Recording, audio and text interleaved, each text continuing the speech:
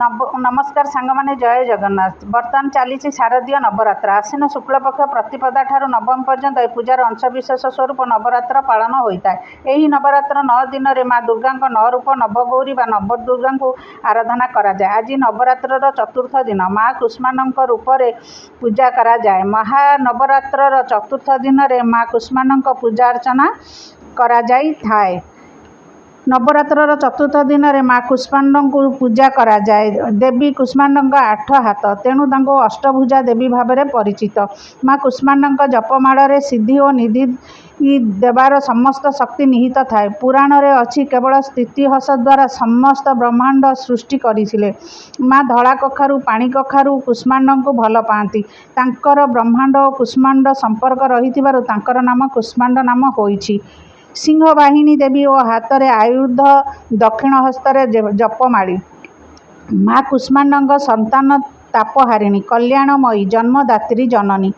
आश्विन मास शुक्लपक्ष चतुर्थ तिथि रे माँ कुष्मांड पूजा करा जाए। शारदीय नवरात्रि रे चतुर्थ दिन माँ कुष्मांड को नवरात्रि रे चतुर्थ दिन रे पूजा करा जाए। मान्यता अच्छी माँकर यही रूप को पूजा करने द्वारा जीवनर कौनसी असुविधा रही न थाए। संतान सुख मिलता है। जेतेबेले सृष्टि नथिला समस्ते अंधकार रे लीन थिले। कौनसी जीव पृथ्वी सूर्य चंद्र किछि नथिला। सेतेबेले माँ आदिशक्ति महाशक्ति माँ कुष्मांड स्वयं निजे प्रकाशित होइथिले। माँ आदिशक्ति निज हस्सरे सारा जगत ब्रह्मांड सृष्टि करथिले। माँ कुष्मांड समस्त ब्रह्मांडर सृष्टिकर्ता। जगत रे प्रथमे हसीथिबारु तांको कुष्मांडा बोली कहा जाए। पुराण कथा अनुसार सबुआडे अंधकारमय थिला। सृष्टि नथिला सूर्य नथिला जीवन नथिला।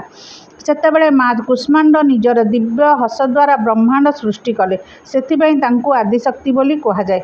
माँ हेउछंती अष्टभुजा। माँ को अष्टभुजा रे कमल धनुष बाण कमंडलू चक्र गदा जपमाला और अमृत कलश। माँ सिंह वाहिनी रे विराजमान। माँ को पूजा कले आयु जस स्वास्थ्य भल रहे। ओं देवी कुष्मांडये नमः। माँ कुष्मांड मंत्र दिन जाक जप करुवे। माँ कुष्मांड को पूजा कले जीवनर अंधकार दूर होई थाए। आमे जानिबा माँकर पूजा किपरि करिबा। नवरात्रिर चतुर्थ दिन सकाळु उठी स्नान सारी घरर समस्त नीतिदिनिया ठाकुर पूजा सूर्य पूजा चौर पूजा सारी माँ को पूजा करिवे। नवरात्रि पई बसाइथिबा कलश और माँ को देइथिबा फूल समस्त बासी जिनिस काढी सेही स्थान को सफा करिदेबे। पूजार चारि पाखरे गंगा पानी सिंचन करी से स्थान को पवित्र करेंगे। फट को स्नान कराई वस्त्र पिंधाइबे। माँ को सेदिन गाढ़ा नील रंगर वस्त्र पिंधाइबे। नील रंग शक्ति आउ स्थिरतार प्रतीक। माँ 9 दिन रे 9 रूप रे 9 प्रकार शाढ़ी अलग अलग रंगर पिंधि थांती। दीप लगाइबे कलश रे चंदन सिंदूर देबे पानी देबे फूल देबे। कलश को पूजा करी माँ कुष्मांड को ओं कुष्मांडये नमः कही आवाहन करिवे। माँ कुष्मांड को चंदन सिंदूर देबे पूरा सिंगार करिवे। नाली ओढ़णी देबे। माँ को सिंगार सामग्री अर्पण करिवे। मंदार फूलमाल देबे। बेलपत्र माँ को अर्पण करिवे। माँ को खटुली को पूरा फूल रे सुंदर करी सजाई देबे। दीप धूप रे माँ को आरती करिवे।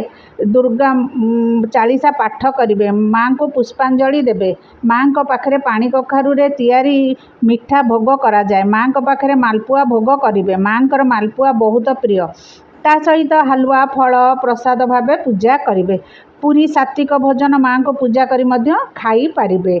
माँ को भोग करी खाई माँ को देबे निजे खाइबे आ समस्त की प्रसाद बांटिबे। एही परी पूजा करिवे। भूल थिले क्षमा करिवे। नमस्कार।